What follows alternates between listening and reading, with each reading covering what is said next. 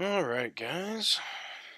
Today we're going to talk about something very important in Trials of Osiris that I have been wanting to cover for a while. I was hoping I could get a match on last week's trial map, Bannerfall, because that has some of the greatest examples of what I'm going to be talking about.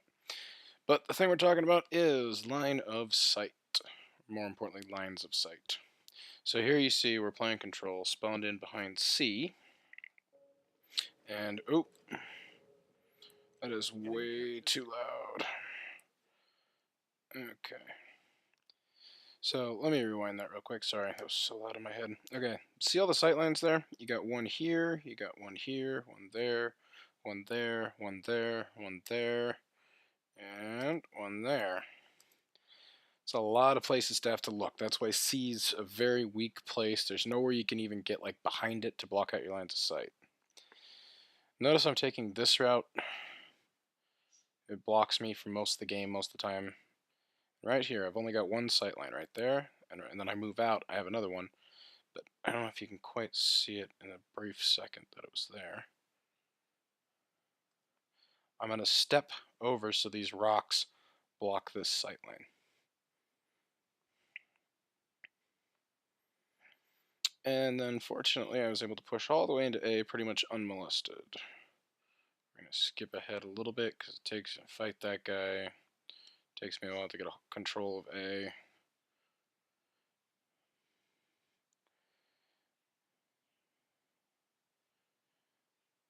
And here we go. Okay, so we've got A.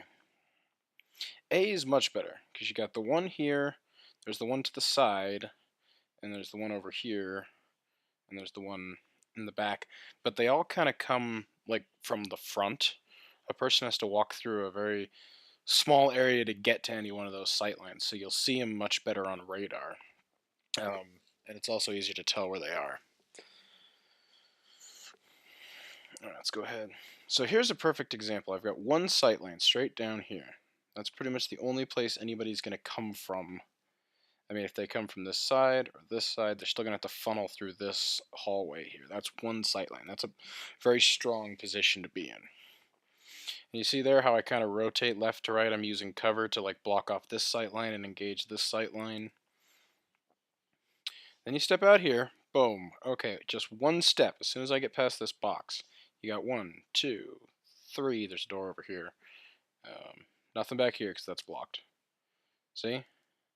And here you're still in a good position. You can block it so you only have the one sight line. But as soon as you step out from behind this box, whoo, you got a ton of them. There's 1, there's 2, there's 3, 4 right there.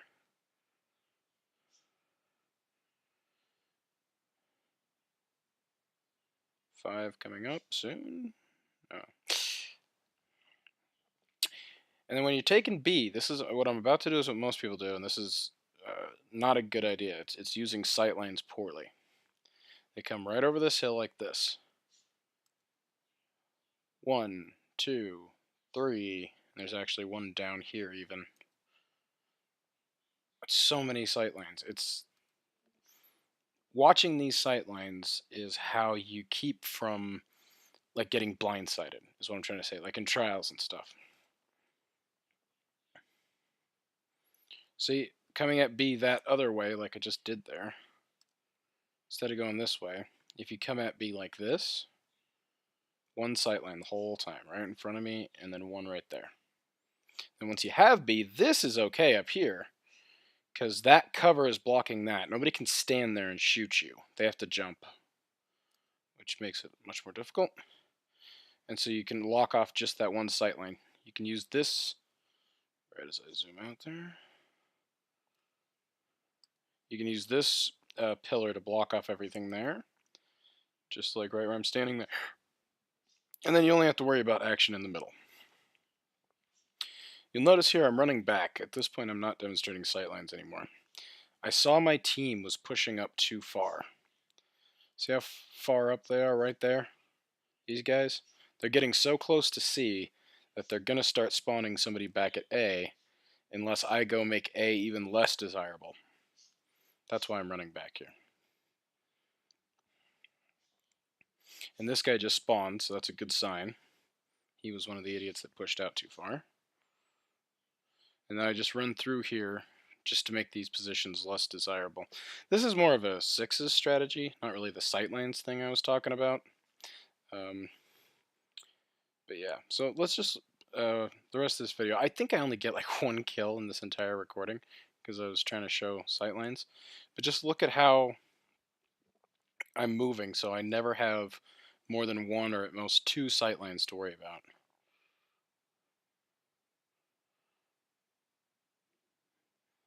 And there I moved around the corner to grab the heavy because I was getting shot. And here, this was another move to save the spawns.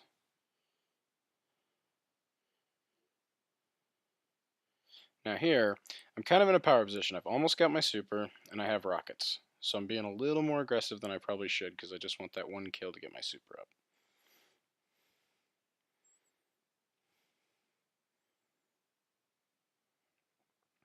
This kill was quite elusive.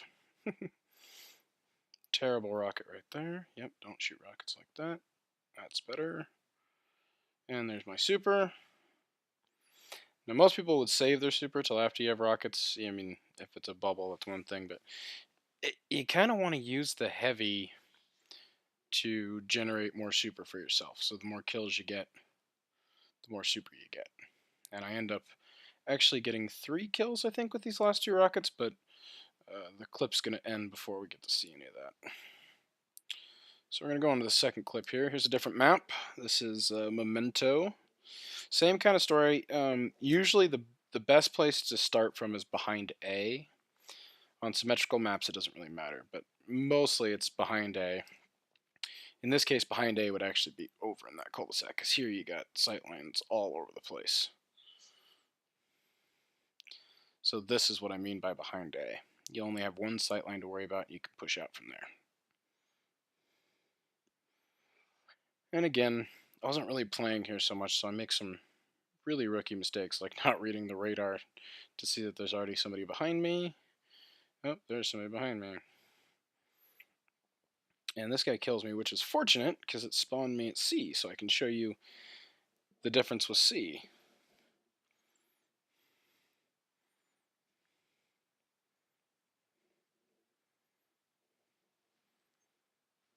Here's behind C. You got one there, one up there. There's actually 2 there. It's kind of hard to see, but there's 2. And there's one there. I mean, this is just a bad place to be. There's nowhere near C that's really all that good. Now, a hallway like this is nice. You only have one. But notice how as soon as you step out of a hallway, and this is some epically bad sniping, as soon as you step out of a hallway, there's so many sightlines. There's up there, which I totally aimed wrong. There's down there. There's the door into B. And not too proud to just run away, which is a smart move.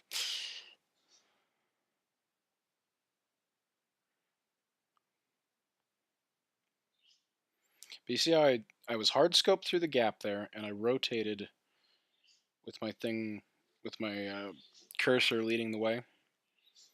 Rotated through the sightlines. So you start out first sight lane here. Then I'm gonna swing one way and move my cursor this way as I rotate through the sightlines. Oh, is that the wrong spot? That's the wrong spot. Oh well. And that was another stupid death. Because I pushed out in a bad spot. They could blink up there. There's this guy down here.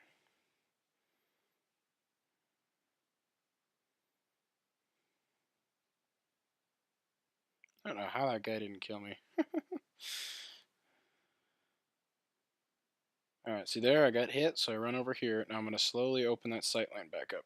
By the time I get there, he's dead, but... And then Blade Dancer. Thank you. So yeah, you got to ignore the play here, because I'm not really playing right. I'm just trying to give examples of sightlines. Here's another one. Push up, take some shots. I'm being overdamaged, so I can just drop down. That's a good example of sightlines. I think this is where I decided to stop the recording, or very shortly here, and it takes me almost a minute to get this stupid thing to stop. So, that was our topic for today, sightlines. You want to try and limit them, especially in trials, unless you know absolutely with 100% certainty where the other team is. Like, if your teammates can give you an exact spot so you know that you can expose yourself to multiple sightlines to run through a gap or something, then that's fine. That's not a big deal. Let's see, there was one other one.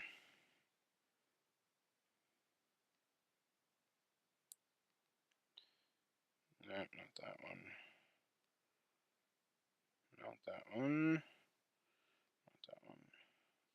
This one. Okay. This is a 3v1 situation here. As you can see, two teammates down, both in there.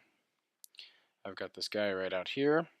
This is a beautiful spot here for sightlines. You only have the one sightline right here. And then you can hit those boxes, and you can see up into your side's, like, top area, top lane. But as soon as you step past those boxes, you've got the other side to worry about. You've got the boxes down here that are blocking a doorway. You got the doorway up here. You got B. You can be shot from all sorts of places.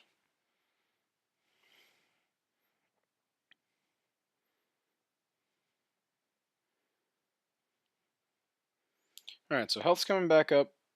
Preemptively throw the grenade, doesn't get any damage. I hurt him more than he hurts me. I push in and I go for the punch here because I want the shield. Because my teammates are telling me I'm getting pinched from right in here. And sure enough, here comes one. Get him, then I'm debating going for teammates. Oh, there's the last guy. And if I didn't have my shield up, I wouldn't have had all three of those kills. And aside from that little medal right there, there's nothing about that clip that really looks amazing, is there?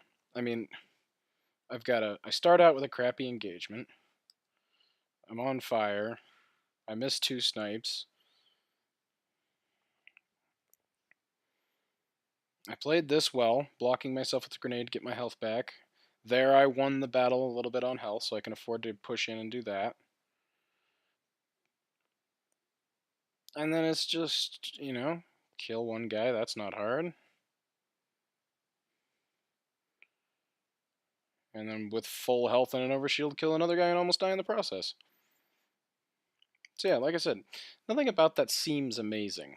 But that's just really good, solid gameplay right there. I forced the first engagement just to get one down. A 1v2 is so much easier than a 1v3. So you get the first kill, and if I had to, I could have just run away at that point and let them spawn him. It doesn't matter. And the other thing you didn't see is before this, there was about 30 seconds of me just running around trying to get into a position where I could force that one-on-one. And I got lucky here at the end that I was able to force 2 more one-on-ones, and I just literally won 3 one-on-ones. There's nothing special about that. Nothing exciting, but that's just basic Trials gameplay. Get yourself into one-on-ones and just win your one-on-ones. So, sightlines, careful how many you expose yourself to. Right here, there's 1, 2, 3, 4. And actually behind me is 1, 2. Oh, and 5 up there. So watch how many of those you're exposing yourself to. Try and get 1v1 engagements even when you're down to the last player. That's a good thing to do. And yeah, that's the basics of Trial. So if stuff you can do just in your own play, until we get a chance to play Trials again, is you can just start counting sightlines. Sightlines are basically defined as when you zoomed in on your sniper, how many different places can somebody be standing and shoot you from? So here, I can't, no, I can still see that, so that's technically just one sightline. You might say, well, there's that doorway up there. When I'm zoomed in, I can't see that, so that could be considered a second sightline. Here, there's 3, but you're never going to get engaged at by more than 1 at a time.